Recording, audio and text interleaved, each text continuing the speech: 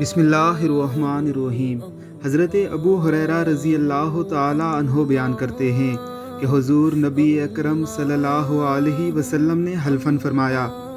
تم پر ایسا مہینہ سایہ فگن ہو گیا ہے کہ مسلمانوں پر اس سے بہتر مہینہ اور منافقین پر اس سے بڑھ کر برا مہینہ کبھی نہیں آیا۔ پھر دوبارہ رسول اللہ صلی اللہ علیہ وسلم نے حلفاً ارشاد فرمایا، اللہ تعالیٰ اس مہینے کا ثواب اور اس کی نفلی عبادتیں اس کے آنے سے پہلے لکھ دیتا ہے، اور اس کی بدبختی اور گناہ بھی اس کے آنے سے پہلے لکھ دیتا ہے،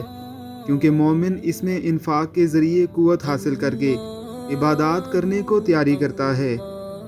اور منافق مومنوں کی غفلتوں اور ان کے عیب تلاش کرنے کی تیاری کرتا ہے۔ اس مہینے کی تقدیس کیسی ہی ہوگی جس پر ہمارے پیارے پیغمبر علیہ الصلوۃ والسلام حلفاً ارشاد فرما دیں،